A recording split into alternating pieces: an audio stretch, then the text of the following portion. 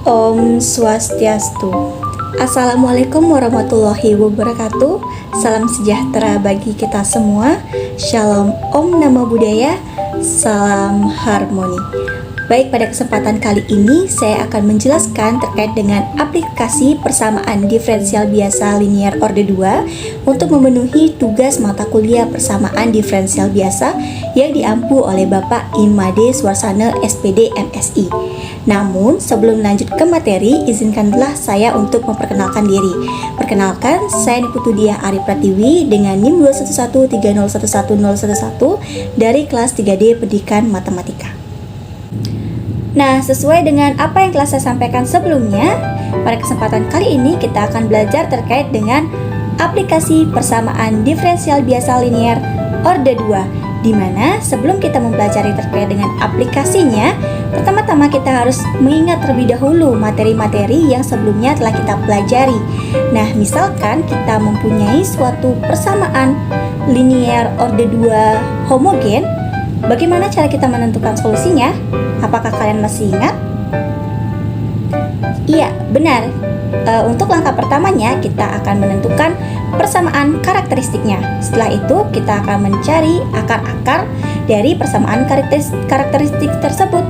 Nah, di mana akar-akar persamaan karakteristik ini memiliki 3 buah kemungkinan, yakni yang pertama, itu 2 akar real yang berbeda, yang kedua memiliki 2 akar real yang sama, dan yang ketiga memiliki akar imajiner atau akar kompleks. Sedangkan jika kita memiliki persamaan linear PD orde 2 yang non homogen, langkah yang kita tentukan untuk mencari solusinya adalah, apakah kalian masih ingat? Iya, benar. Yang pertama, kita menentukan solusi homogennya, di mana caranya sama seperti sebelumnya. Nah, untuk langkah yang kedua, kita menentukan solusi partikularnya, di mana untuk menentukan solusi partikularnya ini, kita menggunakan 2 jenis metode. Kita bisa memilihnya ya. Yang pertama apa? Menggunakan metode koefisien tak tentu, dan yang kedua menggunakan metode variasi parameter. Nah, kapan kita menggunakan metode koefisien tertentu dan kapan kita menggunakan metode variasi parameter? Apakah kalian masih ingat? Nah, kita menggunakan metode koefisien tak tentu jika di ruas kanan dari persamaan tersebut mengandung polinomial, eksponen, sinus, fungsi sinus atau fungsi kosinus. Nah, di luar dari bentuk tersebut, kita harus menggunakan variasi parameter. Nah, udah ingat sedikit kan terkait dengan materi sebelumnya? Nah, kalau kita sudah mengingat materi-materi sebelumnya, baru kita bisa lanjut ke aplikasi dari persamaan diferensial biasa linear orde 2. Aplikasi persamaan diferensial biasa linear orde 2 sering kita temui di 2 kasus ini, yakni yang pertama itu sistem gerak pada pegas, dan yang kedua itu pada rangkaian listrik. Nah, untuk yang pertama, yakni sistem gerak pada pegas, itu biasanya kita akan menemui 4 kasus. Yang pertama itu ada oskilasi bebas atau tak teredam, yang kedua yaitu ada oskilasi teredam, yang ketiga itu ada oskilasi paksaan tak teredam, dan yang keempat itu ada oskilasi paksaan teredam. Nah, sedangkan pada rangkaian listrik kita juga bisa menemui ada 4 buah kasus berdasarkan rangkaiannya. Dimana yang pertama itu rangkaian LC seri, yang kedua itu rangkaian RLC seri, yang ketiga itu rangkaian LC paralel, dan yang keempat itu rangkaian RLC paralel. Namun, pada video kali ini kita akan membahas lebih lanjut terkait dengan rangkaian RLC seri. Apa sih itu rangkaian RLC seri? Kalian masih ingat gak materi kalian waktu SMA pada saat mata pelajaran fisika, di mana rangkaian RLC seri itu merupakan rangkaian listrik yang terdiri dari R itu resistor, L itu induktor, dan C itu kapasitor. Nah, di mana RLC ini itu disusun secara seri atau berurutan dan nantinya akan dihubungkan oleh suatu sumber tegangan listrik. Jadi di sini rangkaian RLC seri itu dapat kita simpulkan sebagai suatu rangkaian listrik yang terdiri dari sebuah resistor atau R, induktor atau L, dan kapasitor atau C yang disusun secara seri atau berurutan dan dihubungkan dengan sebuah sumber tegangan. Nah, dapat disimak pada gambar berikut ini merupakan contoh dari rangkaian RLC seri, di mana keterangannya C itu merupakan kapasitor dalam satuan farad, R itu merupakan resistor dalam satuan ohm, dan L itu merupakan induktor dalam satuan Henry, sedangkan ET itu merupakan sumber tegangan dalam satuan volt. Nah, di mana untuk kasus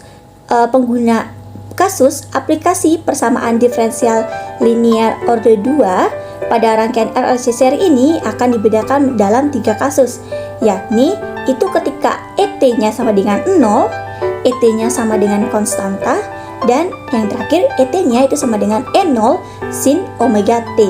Nah, pada kesempatan kali ini saya akan menurunkan rumus ketika ET-nya itu sama dengan E0 dikalikan sin omega T. Sebelum kita lanjut, kita harus mengenal terlebih dahulu terkait dengan hukum tegangan Kirchhoff, di mana bunyi dari hukum tegangan Kirchhoff adalah jumlah tegangan atau beda potensial dalam suatu rangkaian listrik tertutup itu sama dengan 0. Sehingga secara matematis pada rangkaian seri akan berlaku E ditambah dengan V1 ditambah V2 ditambah V3 ditambah dan seterusnya sampai dengan ditambah Vn. Nah, untuk lebih jelasnya lagi, coba perhatikan gambar berikut ini.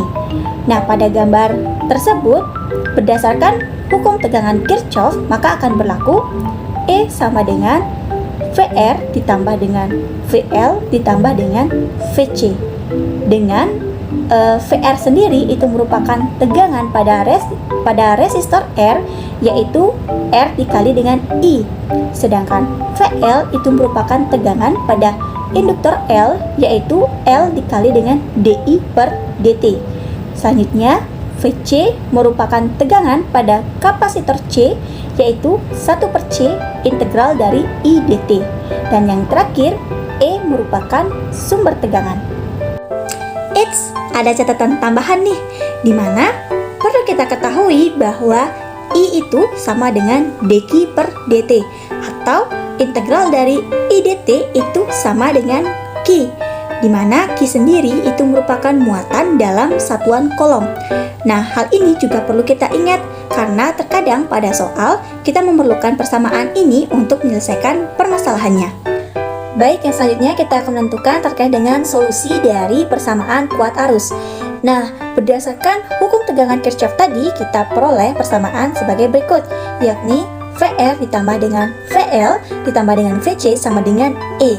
Nah, tadi kita juga ketahui bahwa VR itu sama dengan R kali I, lalu VL itu sama dengan L dikali DI per DT, lalu VC itu sama dengan 1/C integral I dt. Jadi, berdasarkan hal tersebut, maka kita bisa memperoleh persamaan sebagai berikut. Nah, di persamaan ini ada bentuk integral. Maka, untuk menghilangkan bentuk integral tersebut, maka persamaan tersebut kita diferensialkan. Nah, ingat ya, kita diferensialkan ke kedua buah ruas, sehingga kita peroleh bentuk sebagai berikut. Di mana bentuk ini selanjutnya kita sederhanakan sehingga kita peroleh L dikali D kuadrat I per DT kuadrat ditambah dengan R dikali DI per DT ditambah dengan 1/C kali I sama dengan DE per DT. Nah, sudah terlihat bukan bentuk persamaan diferensial linear orde 2-nya? Nah, selanjutnya persamaan inilah yang akan kita cari solusinya. Nah, persamaan tadi dapat juga kita nyatakan dalam bentuk muatan atau QT, di mana tadi kita kan sudah mendapatkan bentuk bahwa RI ditambah L dikali DI per DT ditambah 1/C integral dari I dt itu sama dengan E. Nah, kita juga sudah ketahui bahwa tadi I sama dengan dq per dt.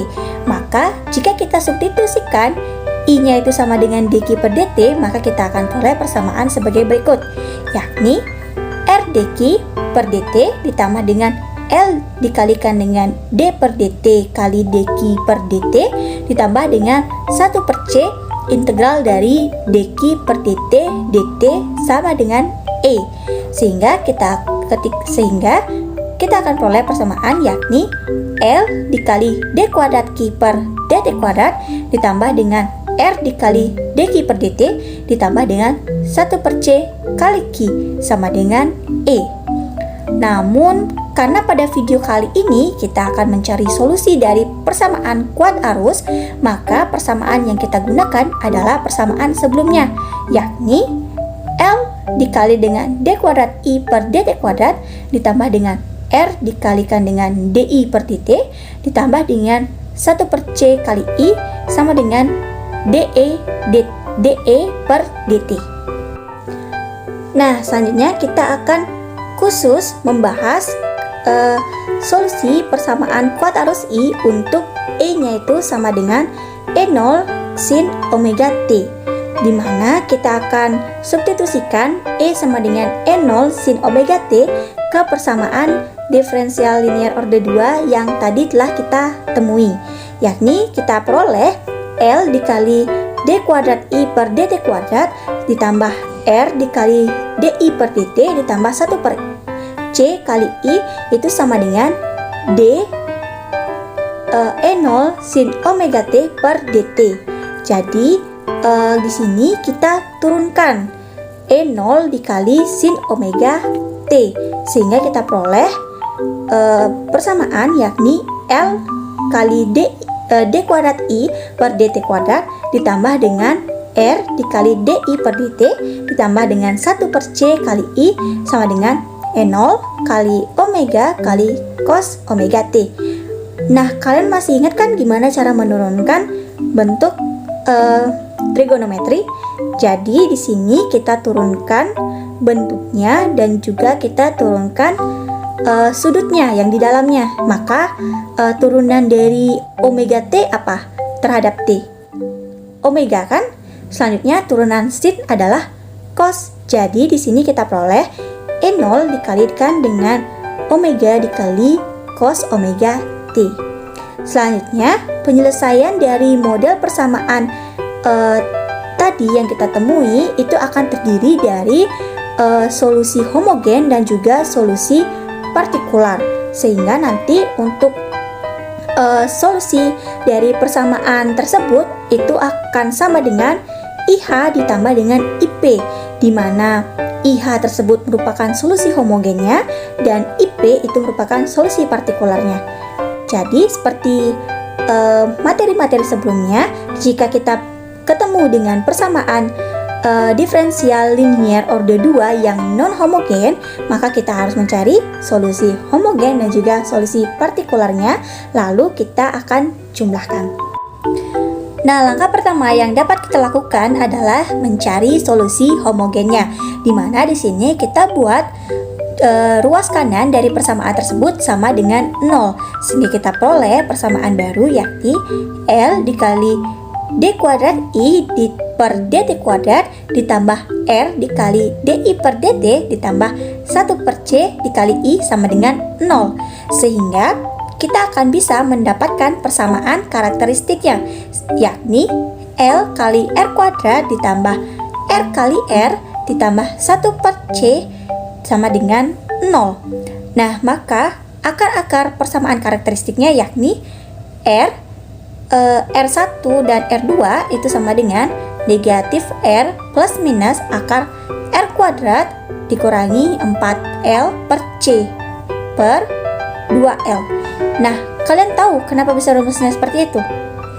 Ya, betul. Itu merupakan rumus untuk mencari akar-akar persamaan kuadrat. Sehingga penyelesaian untuk R1 dan R2 itu akan memiliki 3 kemungkinan akar-akar nilai, yakni yang pertama, 2 akar real yang berbeda, yang kedua itu akar real kembar, dan yang ketiga yakni akar kompleks konjugat. Sehingga di sini kita bisa menentukan bahwa akan ada 3 blok kemungkinan solusi homogennya, di mana kemungkinan yang pertama yaitu jika R kuadrat dikurangi 4L per C itu lebih dari 0, maka R12-nya itu akan berupa 2 akar real yang berbeda, sehingga solusi umum homogennya adalah IH sama dengan C1 kali E pangkat R1T ditambah dengan C2 kali E pangkat R2T. Dengan solusi basis IH1 itu sama dengan E pangkat R1T dan IH2-nya itu sama dengan E pangkat R2T. Nah, selanjutnya kemungkinan yang kedua yakni jika R kuadrat dikurangi 4L per C itu sama dengan 0, maka R1 akan sama dengan R2 akan sama dengan R, sehingga solusi umum homogen yang akan terbentuk itu sama dengan IH itu sama dengan C1 kali E pangkat RT ditambah dengan C2 kali T kali E pangkat RT. Dengan solusi basis yaitu IH1 sama dengan E pangkat RT dan IH2 itu sama dengan T kali E pangkat RT. Nah, selanjutnya kemungkinan yang ketiga yakni R kuadrat dikurangi 4L per C kurang dari 0, maka R12-nya itu akan sama dengan alfa plus minus I kali beta, dengan alfa dan juga beta itu merupakan elemen bilangan real, sehingga solusi umum homogen yang dapat kita temukan adalah IH sama dengan C1 kali E pangkat kurung buka alfa ditambah I kali beta kurung tutup kali T ditambah dengan C2 kali E pangkat kurung buka alfa dikurangi I kali beta kurung tutup T. Nah, selanjutnya solusi homogen yang telah tadi kita temukan sebenarnya dapat kita rubah bentuknya menjadi bentuk trigonometri, yakni dengan menggunakan rumus Euler-Cauchy atau secara lengkapnya yakni E pangkat IT itu sama dengan cos T ditambah I kali sin T. Nah, berdasarkan rumus tersebut maka kita akan bisa memperoleh persamaan sebagai berikut, yakni IH itu sama dengan C1 kali E pangkat alfa kali T dikalikan dengan cos beta kali T ditambah dengan I kali sin beta kali T ditambah dengan C2 kali E pangkat alfa T dikali dengan negatif cos beta T dikurangi I kali sin beta T. Lalu kita operasikan sehingga kita mendapatkan bentuk yang paling sederhana, yakni IH itu sama dengan E pangkat alfa T dikalikan dengan A cos beta T ditambah dengan beta ditambah dengan B sin beta T, di mana A dan juga B ini merupakan konstanta bilangan kompleks, di mana solusi basis dari solusi umum homogen ini yakni IH1-nya itu sama dengan E pangkat alfa T cos beta T dan untuk IH2-nya itu sama dengan E pangkat alfa T sin beta T. Nah, solusi homogen sudah dapat kita temukan. Selanjutnya kita akan mencari solusi partikularnya, di mana persamaan diferensialnya yakni L dikali D kuadrat I per DT kuadrat itu ditambah dengan R dikali dengan DI per DT ditambah dengan 1 per C kali I sama dengan E0 kali omega dikalikan dengan cos omega T.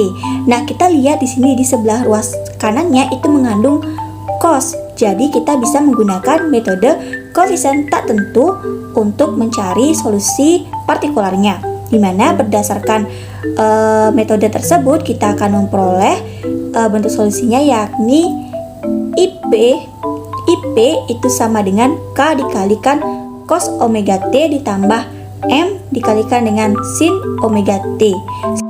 Nah, selanjutnya kita akan mencari nilai K dan juga nilai M-nya, dimana caranya adalah cari bentuk IP aksen dan juga IP double aksennya, sehingga kita peroleh sebagai berikut ini. Lalu, selanjutnya kita substitusikan nilai IP aksen dan IP double aksennya ke persamaan di atas ini, sehingga kita akan peroleh persamaan sebagai berikut. Lalu kita sederhanakan dan kita peroleh persamaan sebagai berikut ini. Lalu dengan menyamakan koefisiennya maka kita akan bisa memperoleh persamaan sebagai berikut, yakni yang pertama yaitu negatif omega dikalikan dengan R dikalikan dengan K ditambah dengan 1 per C dikurangi omega kuadrat kali L kali M itu sama dengan 0, sehingga kita akan peroleh nilai M-nya itu sama dengan omega R kali K per 1 per C dikurangi omega kuadrat dikalikan dengan L. Lalu kita sederhanakan lagi sehingga kita peroleh R dikali K per 1 per omega C dikurangi dengan omega kali L. Jadi ketika kita definisikan reaktansinya itu negatif S sama dengan 1 per omega C dikurangi omega L, maka kita akan peroleh bahwa M itu sama dengan negatif R per S dikalikan dengan K. Nah, lalu berdasarkan menyamakan koefisien juga, kita akan peroleh bentuk persamaan yang kedua ini, yakni omega Rm itu ditambah dengan 1 per C dikurangi omega kuadrat L dikalikan dengan K, itu sama dengan omega kali E0. Lalu jika kita kedua ruas kita bagikan dengan omega, maka kita akan peroleh Rm ditambah dengan 1 per omega C dikurangi dengan WL dikali dengan K, itu sama dengan E0. Nah, tadi kita sudah dapat bahwa M itu sama dengan negatif R per S kali K.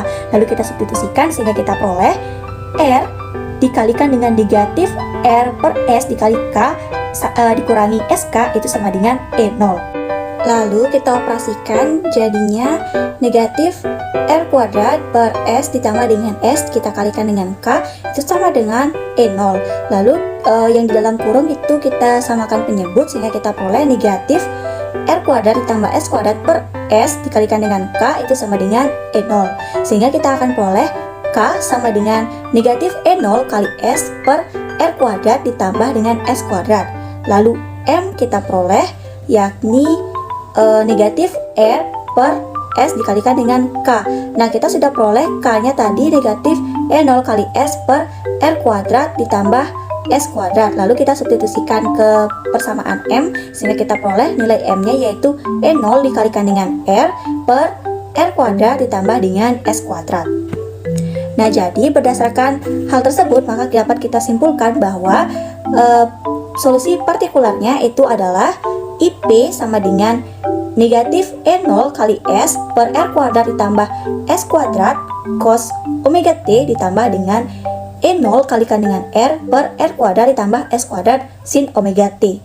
Jadi nantinya untuk solusi dari persamaan non-homogen dapat kita tentukan yakni IH ditambah dengan IP, atau solusi homogennya kita tambahkan dengan solusi partikularnya.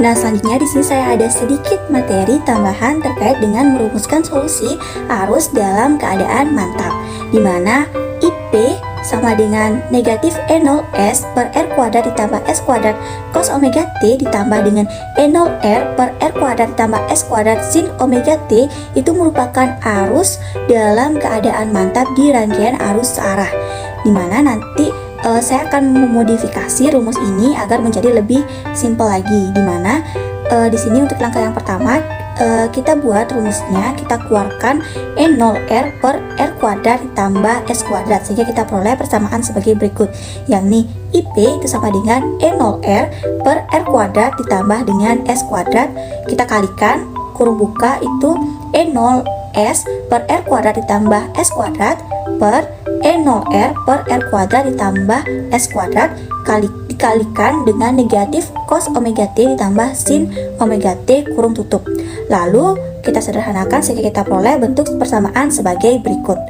Nah, selanjutnya kita misalkan S per R itu sebagai tan theta sehingga kita peroleh bentuk persamaan sebagai berikut ini. Lalu kita ingat bahwa tan theta itu merupakan sin per cos sehingga persamaannya dapat kita rubah sebagai berikut. Lalu kita operasikan persamaan tersebut sehingga kita peroleh persamaan sebagai berikut, yakni IP sama dengan E0 kali R per R kuadrat ditambah S kuadrat kurung buka negatif cos omega T sin theta ditambah dengan sin omega T cos theta per cos theta kurung tutup. Selanjutnya kita keluarkan 1 per cos theta sehingga kita peroleh persamaan sebagai berikut, yakni E0 kali R per R kuadrat ditambah S kuadrat dikalikan dengan 1 per cos theta dikalikan dengan sin omega theta cos theta dikurangi cos omega theta dikali dengan sin theta. Lalu kita ingat bahwa 1 per cos theta itu sama dengan secant theta, dan berdasarkan identitas jumlah dan selisih dua buah sudut dari trigonometri kita peroleh bahwa sin omega theta dikalikan dengan cos theta dikurangi dengan cos omega theta dikalikan dengan sin theta itu sama dengan sin omega theta dikurangi theta. Lalu di sini kita akan modifikasi rumusnya lagi. kita akan modifikasi lagi persamaannya. Di mana kita lihat di sini ada secant theta. Nah, kita ingat bahwa secant kuadrat theta itu akan sama dengan 1 ditambah dengan tangan kuadrat theta. Sehingga kita akan peroleh persamaan sebagai berikut, yakni secant kuadrat theta sama dengan 1 ditambah S per R kuadrat. Nah, kenapa bisa S per R? Karena kita sebelumnya sudah memisalkan tangan theta itu sama dengan S per R. Jadi kita peroleh persamaan sebagai berikut ini. Sehingga kita operasikan dan kita akan dapat hasil akhirnya, yakni secant theta sama dengan akar R kuadrat ditambah S kuadrat per R. Lalu hasil secant theta ini kita substitusikan ke persamaan bintang, yakni kita peroleh IP itu sama dengan E0 kali R per R kuadrat ditambah S kuadrat dikalikan dengan akar R kuadrat ditambah S kuadrat per R dikalikan dengan sin omega T dikurangi theta. Lalu kita operasikan dan kita peroleh hasilnya, yakni IP sama dengan E0 per akar R kuadrat ditambah S kuadrat dikalikan dengan sin omega T dikurangi theta, dimana kita ketahui bahwa selanjutnya E0 per R kuadrat ditambah S kuadrat itu sama dengan I0, sehingga persamaannya akan menjadi IP sama dengan I0 dikalikan dengan sin omega T dikurangi theta. Nah, persamaan ini juga kita dapat sebutkan sebagai arus dalam keadaan mantap pada rangkaian arus searah. Nah, lalu agar kita bisa lebih memahami terkait dengan aplikasi persamaan diferensial biasa linear order 2, maka kita harus latihan soal. Di sini saya sudah menyediakan satu buah soal, yakni tentukan kuat arus IT dalam sirkuit RLC dengan R sama dengan 100 ohm, L sama dengan 0,1 Henry, dan C sama dengan 10 pangkat negatif 3 farad yang terhubung dengan sumber voltase ET sama dengan 155 sin 377T dengan catatan 60 Hz itu sama dengan 60 siklus dalam satuan detik. Nah, kita asumsikan bahwa tegangan Q dan kuat arus I adalah 0 ketika T-nya sama dengan 0. Nah, lalu pembahasannya kurang lebih sama seperti yang telah kita pelajari sebelumnya, di mana berdasarkan hukum voltase Kirchhoff atau hukum tegangan Kirchhoff itu modal untuk sirkuit listrik RLC itu adalah EL ditambah ER ditambah EC itu sama dengan ET, di mana EL itu merupakan L dikalikan dengan I aksen, ER itu merupakan R dikalikan dengan I, selanjutnya EC itu merupakan 1 per C integral dari IT dt, dan ET itu sama dengan E0 dikalikan dengan sin omega T. Maka berdasarkan hal-hal yang telah diketahui tersebut, maka kita akan bisa memperoleh persamaan sebagai berikut. Nah, untuk menghilangkan integralnya dari persamaan tersebut, maka kita bisa menurunkan atau mendiferensialkan kedua buah ruas dari persamaan tersebut, sehingga kita peroleh hasil sebagai berikut ini. Nah, berdasarkan informasi pada soal, maka persamaan tersebut dapat kita rubah menjadi suatu persamaan sebagai berikut, yakni dengan mensubstitusi L-nya itu sama dengan 0,1, lalu R-nya sama dengan 100, dan C-nya tadi kan 10 pangkat negatif 3, jadi 1 per 10 pangkat negatif 3 kan jadinya 10 pangkat 3 atau 1000. Jadi di sini akan diperoleh persamaan sebagai berikut ini, yakni omeganya juga sudah diketahui tadi 377 dan E0-nya tadi sudah diketahui 155. Jadi persamaan ini itu merupakan hasil substitusi yang sudah diketahui pada soal sebelumnya. Dan dapat kita lihat bersama bahwa persamaan ini merupakan suatu persamaan non-homogen. Jadi kita harus mencari solusi homogen dan juga solusi partikularnya. Baik, yang pertama, di sini kita akan mencari solusi homogennya. Untuk mencari solusi homogennya, kita buat ruas kanannya itu sama dengan 0, sehingga kita akan peroleh persamaan sebagai berikut, yakni 0,1 I double aksen ditambah dengan 100 I aksen ditambah dengan 1000 I sama dengan 0, atau dapat juga kita tuliskan sebagai berikut, yakni I double aksen ditambah dengan 1000 I aksen ditambah dengan 10.000 I sama dengan 0. Selanjutnya, Berdasarkan persamaan tersebut, maka kita akan bisa mendapatkan persamaan karakteristiknya, yakni lambda kuadrat ditambah dengan 1000 lambda ditambah dengan 10.000 sama dengan 0, sehingga akan mendapatkan akar-akar, yakni lambda 1 itu mendekati negatif 990 dan lambda 2 itu mendekati negatif 10, sehingga solusi homogennya dapat kita tuliskan yakni IH itu sama dengan C1 kali E pangkat negatif 990T ditambah dengan C2 kali E pangkat negatif 10T. Setelah kita mendapatkan solusi homogennya, maka kita akan lanjutkan untuk mencari solusi partikularnya. Nah, untuk mencari solusi partikularnya, pertama-tama kita lihat di sebelah ruas kanan dari persamaan tersebut, apakah mengandung suatu bentuk eksponen, polinomial, kosinus atau sinus. Jika iya, maka kita bisa menggunakan metode koefisien tak tentu. Nah, ternyata sebelah ruas kanannya itu mengandung bentuk kosinus. Jadi pada kesempatan kali ini kita menggunakan metode koefisien tak tentu. Nah, dengan menggunakan koefisien tak tentu untuk IP-nya sendiri atau solusi partikularnya itu rumusnya yakni A cos omega T ditambah B sin omega T. Lalu di sini langkah yang selanjutnya kita lakukan adalah kita akan mencari nilai A dan juga nilai B-nya, yakni sama seperti sebelumnya kita mencari turunan dari I-nya, turunan pertama dan juga turunan yang kedua. Nah, di sini akan saya persingkat karena tadi kita sudah menemukan rumus cepatnya, yakni untuk langkah selanjutnya di sini kita hanya akan mencari nilai S-nya dulu, yakni reakstansinya, di mana rumus S itu kan sama dengan omega kali L dikurangi 1 per omega kali C, yakni kita peroleh S sama dengan 377 dikalikan dengan 0,1 dikurangi dengan 1 per 377 dikalikan dengan 10 pangkat negatif 3, yaitu hasilnya 35. Sehingga kita peroleh nilai A dan juga B-nya itu sama dengan, untuk A-nya itu kita peroleh negatif 0,484, selanjutnya untuk B-nya itu kita peroleh 1,38, sehingga solusi partikular dari persamaan tersebut yakni IP sama dengan negatif 0,484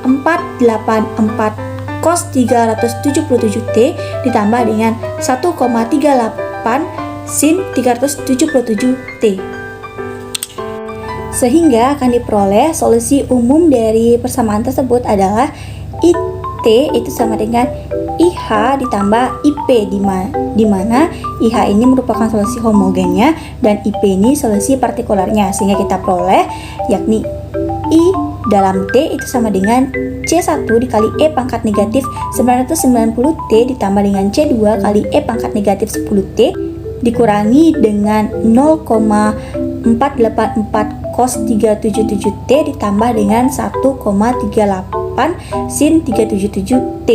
Nah, lalu kita akan mencari solusi khususnya, di mana pada soal itu diberikan syarat awal I0 itu sama dengan 0, sehingga kita akan peroleh persamaan I0 itu sama dengan C1 ditambah C2 dikurangi 0,484 sama dengan 0. Selanjutnya, untuk memasukkan syarat awal Q0 sama dengan 0, kita dapat menggunakan persamaan sebagai berikut. Jadi, tadi kan kita hanya mempunyai persamaan diferensial dalam bentuk I. Lalu di sini kita harus mencari persamaannya dalam bentuk Q. Tadi kan saya sudah katakan hubungan antara I dan Q itu I sama dengan dQ per dt, atau dapat juga dibuat integral dari I dt itu sama dengan Q.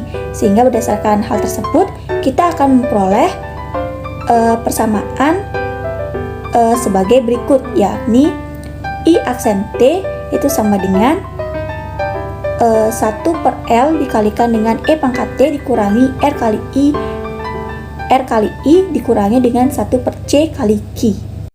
Lalu untuk T sama dengan 0 diperoleh E0 itu sama dengan 0, lalu I0 sama dengan 0 dan Q0 juga sama dengan 0, sehingga I aksen 0 itu juga akan sama dengan 0. Nah, dari rumus IT yang ada itu diperoleh turunan pertamanya yakni I aksen dalam T itu sama dengan negatif 990 C1 E pangkat negatif 990 T dikurangi 10 kali C2 kali E pangkat negatif 10 T ditambah dengan 0,484 dikalikan dengan 377 dikalikan dengan sin 377 T ditambah dengan 1,38 dikalikan dengan 377 dikalikan dengan cos 377 T, sehingga kita akan peroleh bahwa ketika T-nya sama dengan 0 yakni I aksen 0 itu sama dengan negatif 990 C1 dikurangi dengan 10 C2 ditambah dengan 1,338 dikalikan dengan 377 itu sama dengan 0. Nah, dari persamaan I0 sama dengan 0 dan I aksen 0 sama dengan 0, maka kita akan bisa memperoleh C1 sama dengan 0,526 dan C2-nya itu sama dengan negatif 0,042. Sehingga di sini kita akan memperoleh sebuah solusi khusus dari soal ini yakni IT itu sama dengan 0,526 dikalikan dengan E pangkat negatif 990 T dikurangi dengan 0,042 dikalikan dengan E pangkat negatif 10 T dikurangi dengan 0,484 dikalikan dengan cos 377 T ditambah dengan 1,38 dikalikan dengan sin 377 T.